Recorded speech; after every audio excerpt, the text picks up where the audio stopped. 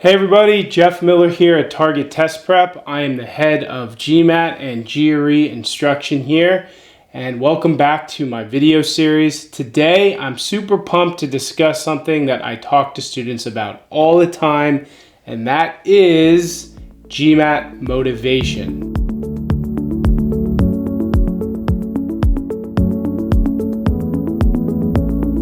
So look, the GMAT is a tough exam to study for. I realize it takes time, it takes energy, it takes effort. So we need to figure out how we can keep you motivated on track for GMAT success. And in this video, I'm going to give you 7 tips you can follow that are going to help you do just that. Tip number 1, this may seem obvious, but enjoy what you're doing, right? So think about how many times in life there are things that you're doing that you do better at when you're actually enjoying it, right? I can think of a million things. Your job, going to school, studying for the GMAT. Remember, if you actually enjoy what it is you're doing, you're going to want to do more of it, right? So don't look at studying as a drag. Look at studying for the GMAT as a chance to improve your overall GMAT skills, but also your skills in life. As we'll talk about later in this video, you'll see that there's a lot of stuff with the GMAT that you'll be learning that are going to help you for everyday things and not just studying for the GMAT. And remember, as I've said in past videos, studying for the GMAT is something you'll be doing for hours on each day, maybe 2 hours on Monday through Friday, 4 hours each day on the weekend. And as you do it, right, that's a lot of time. So if you don't go into it actually enjoying it and looking forward to it, then you're really never going to want to study and find that motivation. So again, if you can enjoy what you're doing, you're going to find it much easier and you're going to be much more successful doing it. Tip number 2, recognize the importance of GMAT skills. This is big and so many people miss this. Okay, here's the deal. Yes, learning the GMAT or learning sentence correction, learning Quant, all of that stuff is going to help you get better at the GMAT. Totally get that. But if you can look beyond what it's doing for your GMAT and see how it's helping you with everyday life, you're going to be more motivated to want to study for the GMAT. And I go back to my own experience. When I was studying sentence correction for the GMAT, I realized how much better my writing got. And this is just any type of writing. You don't need to be a writer in your career to notice the difference. Let's just say writing emails, everyday memos, it will improve because your grammar skills are going to be improving. Critical reasoning are going to help your critical reasoning skills in any sort of job situation where you're having to make quick and split-second decisions. Math. There's so many times in life you probably don't realize that you're using those math skills, but again, it will really help you. So if you can look beyond just what you're doing in the moment for the GMAT, you're going to realize, okay, there's so much benefit to me learning GMAT Quant, GMAT Verbal, and that it's going to help you in your overall life. And of course, it's going to keep you motivated to want to sit down and study, and heck, maybe even make it somewhat fun. Tip number 3 is don't listen to naysayers. Now look, if you've been studying for the GMAT for a while, chances are you've talked to people who have taken it or going to take it, and I'm sure they have tons of different opinions about the test. Now, one opinion that I hear is, why should I take the GMAT? Why do I have to do well in the GMAT if I'm good at my job, if I'm good at business? What's the point? Okay, well, there is a point. I've already told you a bunch of them in this video. And of course, the biggest point is if you do well on your GMAT, you get a good score. You then get into a good business school, right? So there is a point to all this, and you can't let those negative Nancys, those negative people in your life affect how you think about the GMAT. Because to reiterate, you will be studying many hours a day, many hours a week, and if any of that negativity seeps in, it will affect your motivation to sit down and study. So you need to get a handle on that and make sure that you push all of that noise out of the way and you stay focused on getting a great GMAT score. Tip number 4 is join a study group or be active on GMAT forums. So this is an interesting one. As we know, the GMAT studying process can be lonely, right? If you're lucky, maybe you have a coworker who's taking it. maybe a friend, maybe a relative. But in my experience, a lot of students don't have kind of comrades who they can study with, who they know. But there's fixes for this. For one, you could start or join a GMAT study group. You could look on Meetup and see if there's any in your area. And if you're in a pretty populated city, chances are there could be a few meetups that you could join, assuming that they fit your schedule. Now, why does this help? Well, think about it.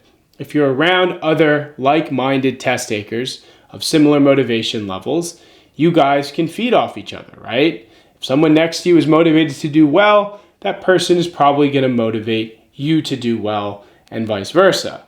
Now, if you don't have the opportunity to do an in-person meetup or study group, well, there's other things. There's a lot of GMAT forums out there.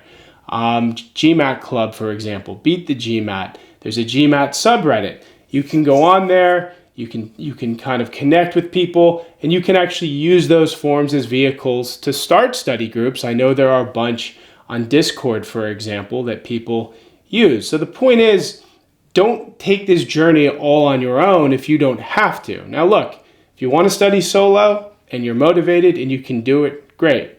But if you're not and you feel like you need some extra motivation, these are some good avenues to take. And I think it's really going to help you stay on track towards your goal. Tip number 5 is a big one and one that I've discussed many times in different videos, and that is create a study schedule for yourself and reward yourself for sticking to it. This is big. Study schedule is really important, right? What have I said in the past about study schedules? 2 hours every weekday at a minimum, 4 hours Saturday, 4 hours Sunday. So it's about 18 hours a week of studying as a floor, assuming you can do that. It's a lot of study hours, and it will take motivation to commit to that number of study hours.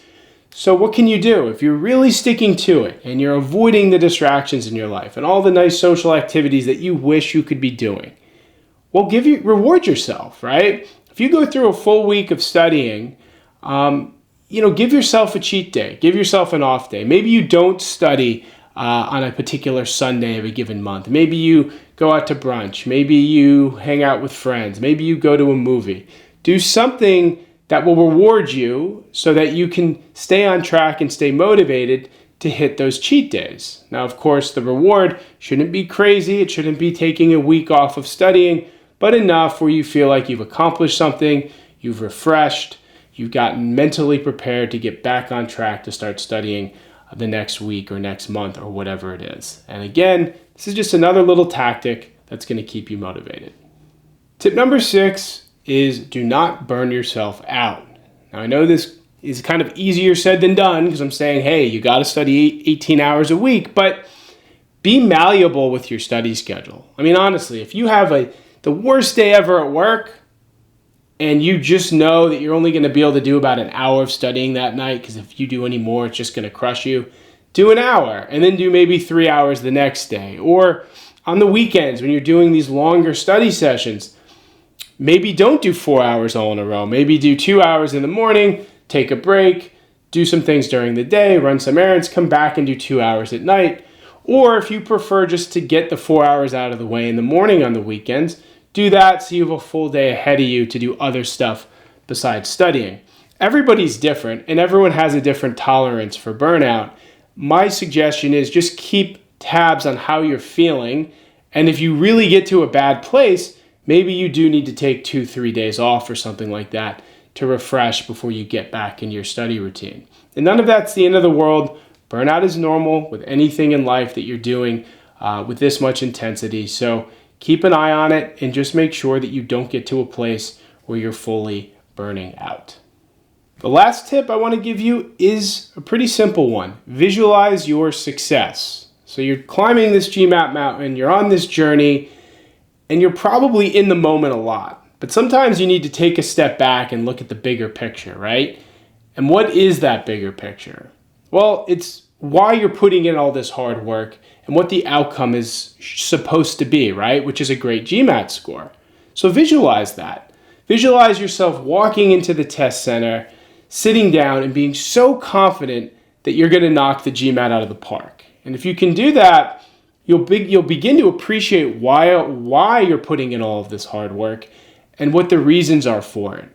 And on a bigger scale, visualize again why you are doing this. Like, what is the outcome going to be even beyond the GMAT? Let's say you're visualizing, okay, I'm going to the GMAT, I'm crushing the test. Well, what happens next? Well, chances are you're in a really good spot to get into the business school that you'd like to go to.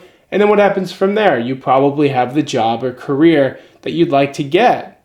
Visualizing those things is super healthy and super important because it's going to allow you to stay motivated and stay on track as you go through these months of GMAT studying. So that concludes today's video. I had a blast talking about some tips for GMAT motivation. If you guys like this video and you want to see more of our videos from TTP, definitely hit the subscribe button in the channel below. And also, if you guys want to see other videos or have ideas of a video you'd like to see, definitely leave a comment and I'd be happy to try to get to that in future videos. So thanks again for watching, everybody, and I'll see you all soon.